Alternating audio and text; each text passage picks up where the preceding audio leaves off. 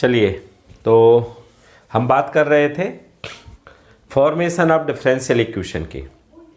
और formation of differential equation में मैंने कुछ नोटेशन की बात की थी पिछले वीडियो में कि स्मॉल p होता है del z upon del x, small q होता है del z upon del y, small r होता है del two z by del x square, small s होता है del two z by del x del y, और small t होता है del two z by del y square.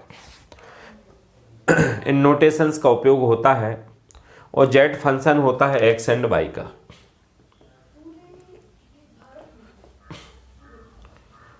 मैंने आप लोगों को बताया था पिछले वीडियो में फॉर्मेशन ऑफ डिफरेंशियल इक्वेशन दो तरह से होता है, bye eliminating arbitrary constant and bye eliminating arbitrary function. Arbitrary constant को एलिमिनेट करके और आर्बिट्ररी फंक्शन को एलिमिनेट करके। आर्बिट्ररी कांस्टेंट को एलिमिनेट करके कैसे पार्शियल डिफरेंशियल इक्वेशन बनाते हैं, इसका डिस्कसिंग हम पिछली वीडियो में कर चुके हैं। और आर्बिट्ररी फंक्शन का एलिमिनेशन करके कैसे हम पार्शियल डिफरेंशियल इक्वेशन को बनाते हैं, उसके कुछ क्वेश्चंस पिछले वीडियो में किए थे, जिसमें हम सिंगल फलन को एलिमिनेट कर रहे थे। ऐसे क्वेश्चंस को पिछले वीडियो में किया है जिनमें एक ही स्वेच्छ फलन होता था। इस वीडियो में हम दो स्वेच्छ फलन को एलिमिनेट करेंगे। ऐसे क्वेश्चंस को करेंगे जिनमें दो स्वेच्छ फलन हैं। ठीक है, लिख लीजिए question. Form a partial differential equation by eliminating arbitrary constant. Form a partial differential equation by eliminating arbitrary function.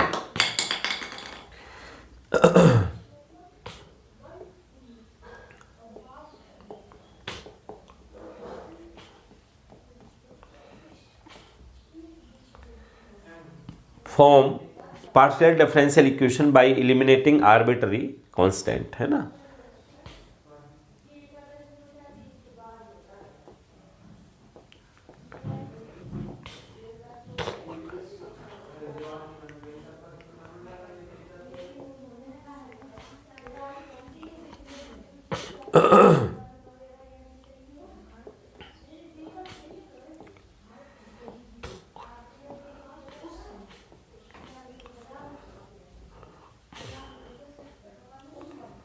कीजिए, ठीक है।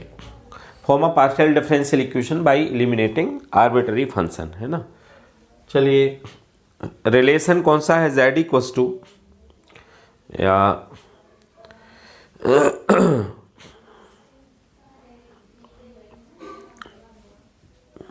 y equals to f of x minus a t plus g of, दूसरा function है g of x plus a T.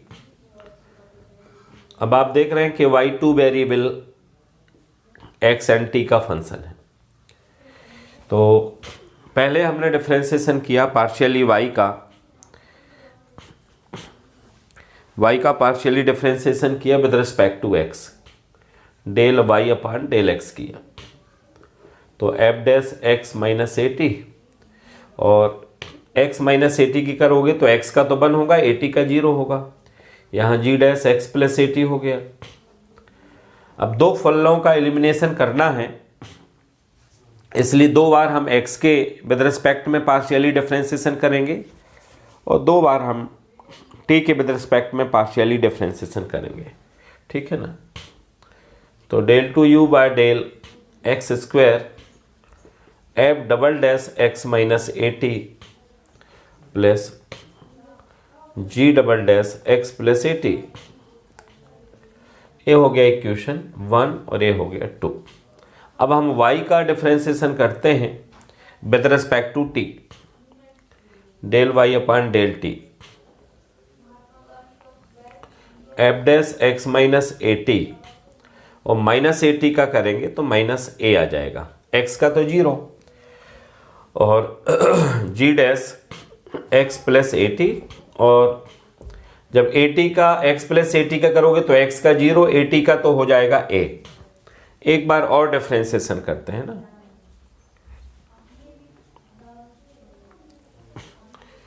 तो f double dash x minus 80 और एक और minus a आएगा, और यहाँ g double dash x plus 80 और एक a और आएगा, है ना। अब आप देख रहे होंगे कि क्या कॉमन आ रहा है, क्या कॉमन आ जाएगा, यहां से क्या कॉमन आ जाएगा, del 2y by del T square, यहां से कॉमन आ जाएगा a स्क्वायर, तो होगा f double dash x minus 80 और g double dash x plus 80। a हो गया इक्वेशन 3। अब इक्वेशन 2 और इक्वेशन 3 को जब हम डिवाइड करेंगे, dividing equation 2 by equation 3, dividing equation 2 by equation 3, तो दोनों ही फंक्शन एलिमिनेट हो जाएंगे। समीकरण 2 को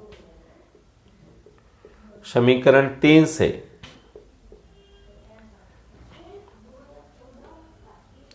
भाग देने पर, डिवाइडिंग इक्वेशन 2 बाय इक्वेशन 3, तो डिवाइड करिए, क्या मिलेगा, del 2 y by del x square और del 2 y by del T square, और ये 1 अपान ए स्क्वायर बचेगा, और क्रॉस मल्टीप्लिकेशन करेंगे आप तो del 2y by del T square equals to A square del 2y by del x square आ जाएगा। आप देख रहे हैं कि इसमें स्वेच्छ फलन एलिमिनेट हो चुका है, और यही आपका रिक्वायर्ड पार्शियल डिफरेंशियल इक्वेशन है। तो आपने देखा कि इस क्वेश्चन में दो स्वेच्छ फलन थे, दो आर्बिट्ररी फंक्शन थे, और उनको एलिमिनेट करने के लिए हमने 2 बार x के विद रिस्पेक्ट में डिफरेंशिएशन किया और 2 बार t के विद रिस्पेक्ट में किया, और दोनों को डिवाइड किया, तो आंसर मिल गया।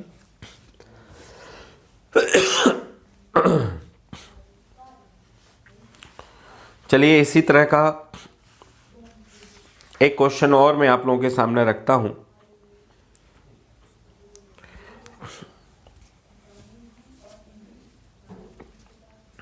z इक्वल्स टू लैंग्वेज वही रहेगी। Next question, form a partial differential equation by the following relation, a z equals to f of x plus A y, x plus A Y, और g of x minus A Y.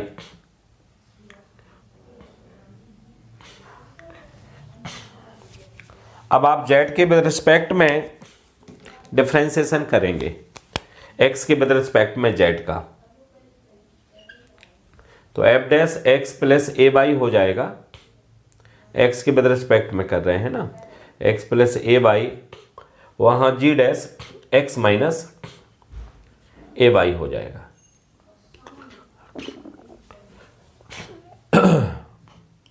एक बार फिर से हम differentiate करेंगे with respect to x,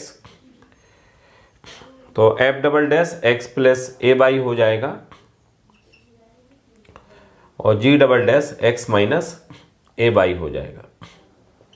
ये तो हो गया इक्वेशन 2। अब हम z का विद रिस्पेक्ट टू y करेंगे, z का differentiation with respect to y करेंगे, तो x dash a plus y और a हो जाएगा यहाँ, और g डैश x माइनस ए वाई हो जाएगा, g डैश एक्स माइनस ए वाई हो जाएगा,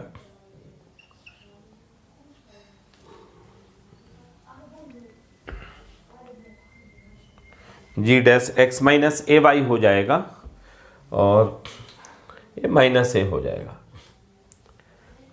एक बार और हम जेड का विद रिस्पेक्ट टू वाई करेंगे तो F double dash x plus ए वाई और ए और ए रहेगा और G double dash x minus ए वाई और माइनस ए और माइनस ए। यहां से आप ए स्क्वायर कॉमन लेंगे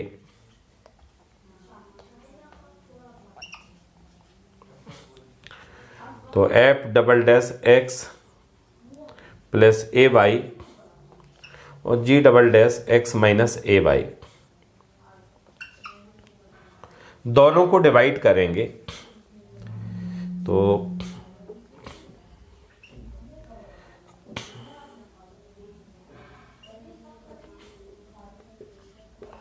1/a स्क्वायर आ जाएगा। और इसको आप जानते हैं कि इसको आप r कहते हैं और इसको आप t कहते हैं, तो t इक्वल्स टू हो जाएगा a square r, t equals to हो जाएगा a स्क्वायर r। इस ढंग से आपने देखा कि इस क्वेश्चन को इस ढंग से कर सकते हैं, ठीक है ना। तो इसको आप लोग ध्यान रखिए।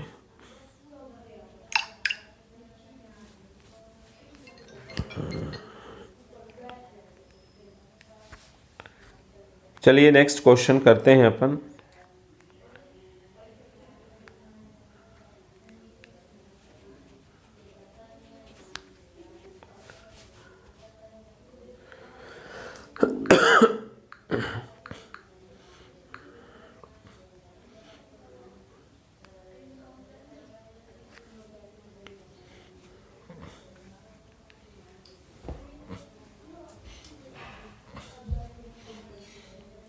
चलिए नेक्स्ट क्वेश्चन। और आपने देखा कि टू फंक्शंस को हम कैसे एलिमिनेट कर सकते हैं।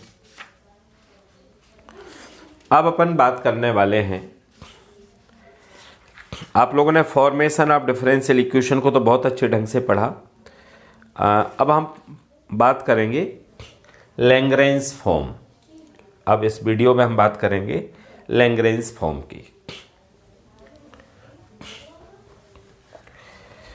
डिफरेंशियल इक्वेशन में फॉर्म होते हैं और फॉर्म को पहचान के, फॉर्म मीन्स प्रारूप, फॉर्म को अपन पहचानते हैं और फॉर्म को पहचानने के बाद उस फॉर्म की जो भी वर्किंग स्टेप्स हैं, उस फॉर्म की जो भी मेथड है, उससे उसको सॉल्व करते हैं।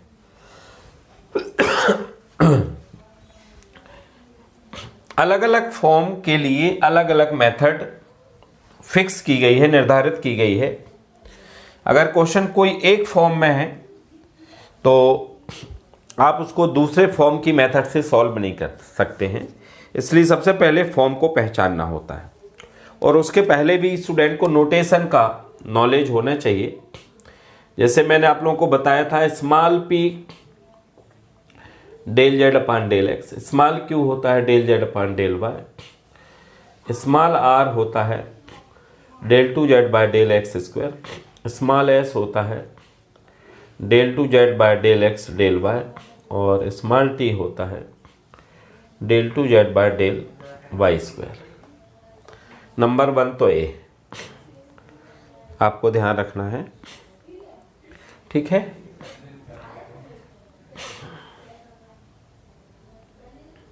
नंबर 2, सेकेंडली आपको याद रखना है कैपिटल P क्या है। कैपिटल P है function of x by z. Capital Q क्या है? कैपिटल Q फंक्शन है x का, y का, z का। और कैपिटल R फंक्शन है x का, y का और z का।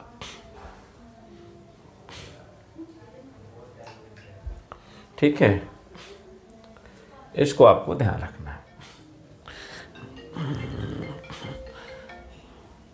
कैपिटल क्यू, कैपिटल आर, जो फंक्शन है वो एक्स वाई जेड के फंक्शन है। चलिए, तो हम आज आपको इस वीडियो में बात करेंगे लैग्रेंज फॉर्म की। ठीक है, चलिए लैग्रेंज फॉर्म।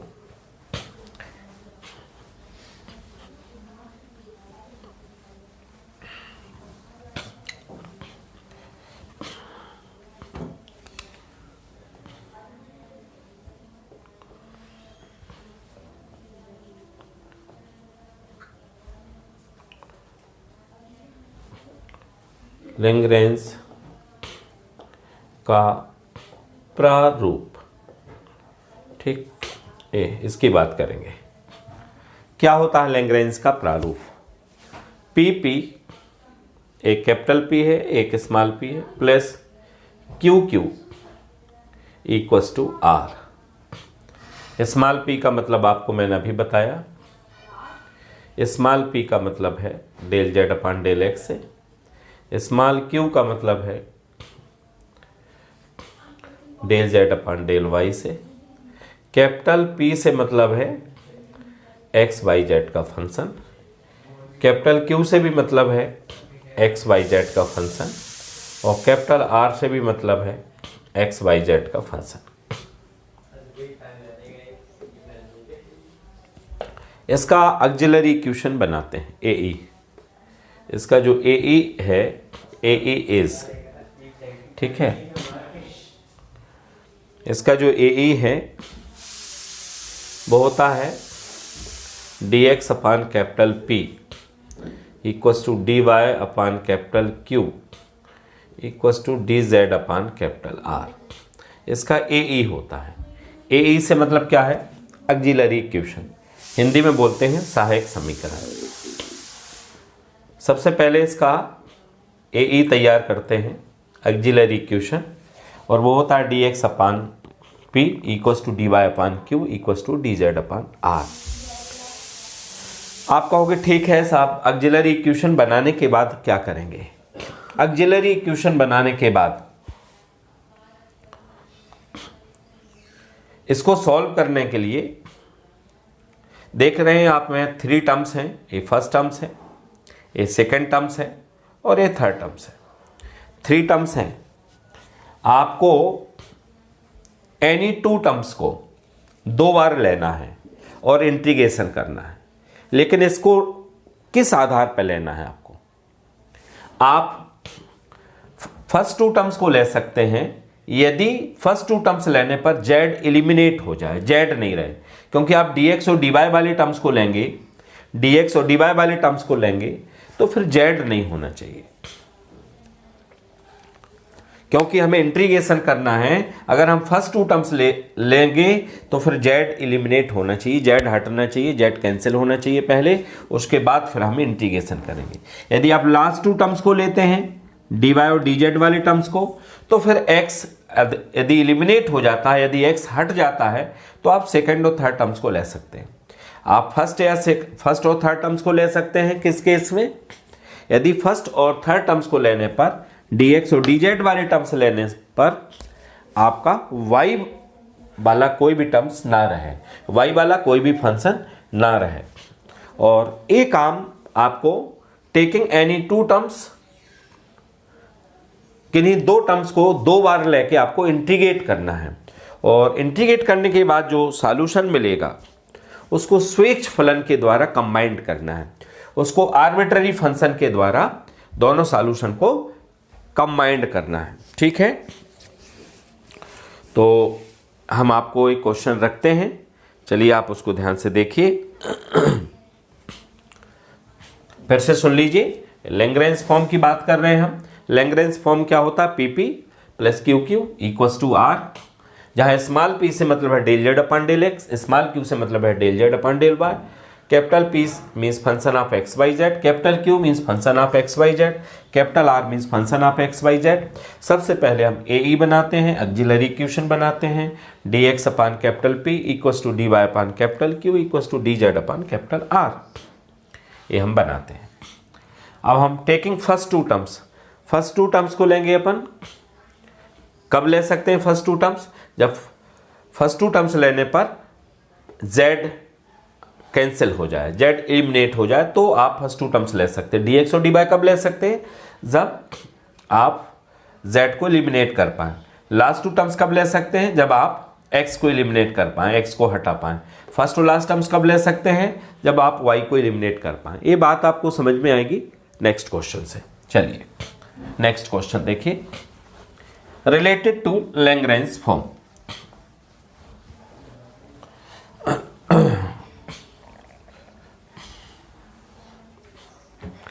क्वेश्चन है yzp plus zx q equals to xy।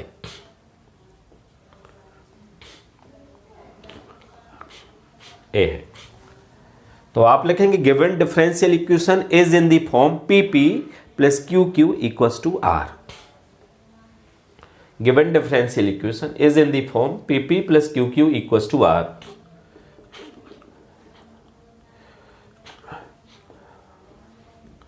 pp plus qq equals to r के प्रारूप का है। Given differential equation is in the form pp plus qq equals to r। इसका AE क्या होगा? It's auxiliary equation. इसका auxiliary equation होगा dx upon yz equals to dy upon zx equals to dz upon x into y।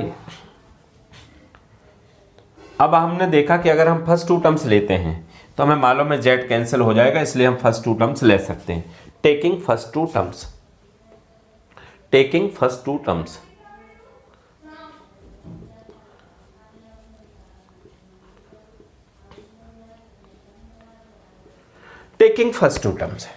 First two terms लिया हमने dx upon yz equals to dy upon zx। z cancel हो गया तो dx upon y equals to dy upon x। अब x dy equals to यहाँ से x dx equals to मिल जाएगा y dy। इंटीग्रेट कर दिया, इंटीग्रेटिंग कांस्टेंट c1 ले लिया या c1 अपान 2 ले लिया। क्यों? अपान 2 आने वाला है इंटीग्रेशन में। इस आर्बिट्ररी कांस्टेंट है, अपनी सुविधा के अनुसार इसको ले सकते हैं और इसको सॉल्व करेंगे तो 2 कैंसिल हो जाएगा और यहाँ से आपको मिल जाएगा x square 2 cancel minus y square equals to c1। ये टेकिंग फर्स्ट टू टर्म्स, प्रथम दो पद लेने से। अगर हम लास्ट टू टर्म्स लेते हैं तो y एलिमिनेट हो जाएगा। टेकिंग लास्ट टू टर्म्स अंतिम दो पद लेने पर, टेकिंग लास्ट टू टर्म्स। अब लास्ट टू टर्म्स लोगे तो dx upon y z equals to dz upon x y. और यहाँ से आप देख रहे हैं लास्ट टू टर्म्स लिया है तो y कैंसिल हो जाएगा तो dx upon z equals to dz upon क्या आ जाएगा x। तो x dx equals to z dz। Integrate करोगे, इंटीग्रेटिंग कांस्टेंट c2/2 लिया तो x square by 2 equals to z square by 2 plus c2। और इसको आप अरेंज करेंगे तो x square minus z square equals to c2। अब आपका इक्वेशन 1 and 2 है। रिक्वायर्ड सॉल्यूशन, अभीष्ट, आपका जो अभीष्ट होगा रिक्वायर्ड सॉल्यूशन होगा, जिसे हिंदी में अभीष्ट कहते हैं, उसको एक स्वेच्छ फलन f लिया और पहला रिलेशन लिखा, कामा लगा के दूसरा रिलेशन लिख दिया और इज इक्वल्स टू 0। ये सॉल्यूशन आ गया।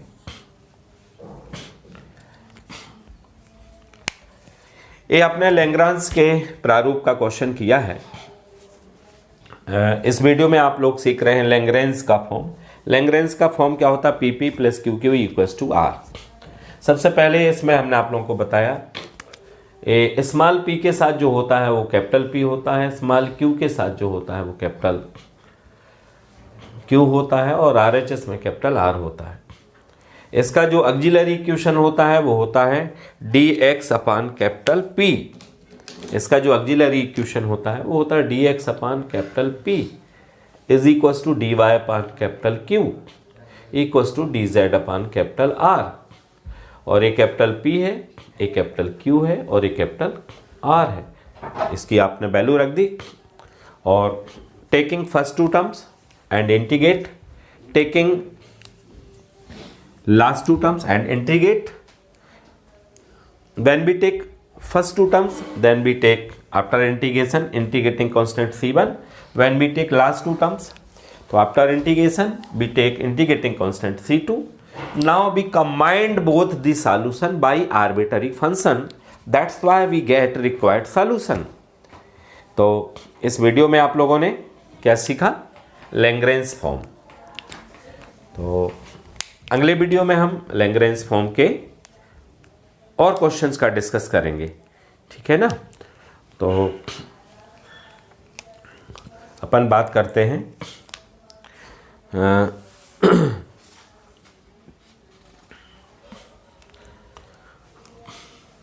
नेक्स्ट वीडियो आप लोग जरूर देखिए, लैग्रेंज फॉर्म के क्वेश्चंस पे हम डिस्कस करेंगे। ओके।